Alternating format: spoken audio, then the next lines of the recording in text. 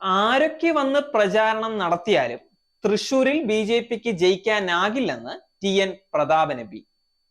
തൃശൂരിൽ സ്ഥാനാർത്ഥിയാകണമോ എന്നുള്ള കാര്യം പാർട്ടി തീരുമാനിക്കുമെന്നും പാർട്ടി പറഞ്ഞാൽ മത്സരിക്കുമെന്നും അദ്ദേഹം പറയുന്നു. ആര് വിചാരിച്ചാലും തൃശൂരിൽ ബി.ജെ.പിയെ ജയിപ്പിക്കാനാകില്ല. അരിയാഹാരം കഴിക്കുന്ന മലയാളികൾക്ക് അതറിയാം, പ്രത്യേകിച്ച് തൃശൂറുകാർക്കറിയാം.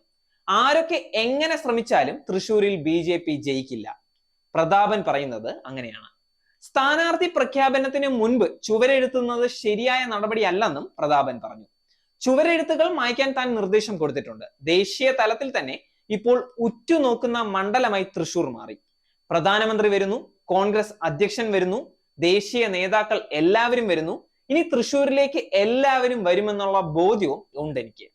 അതിന്റെ ത്രില്ലിലാണ് ഇപ്പോൾ ഞാൻ. പ്രതാപന്റെ വാക്കുകൾ അങ്ങനെയാണ്.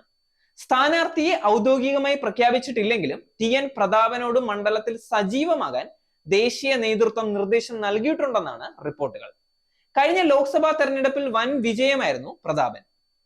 93,633 വോട്ടുകൾക്കാണ് CPIയിലെ രാജാജി മാത്യു തോമസിനെ പ്രതാപൻ പരാജയപ്പെടുത്തിയത്. രാജാജി 3,21,456 വോട്ടുകളാണ് നേടിയത്. ബി.ജെ.പിക്ക് വേണ്ടി സുരേഷ് ഗോപി 2,93,822 വോട്ടുകളും നേടിയിരുന്നു.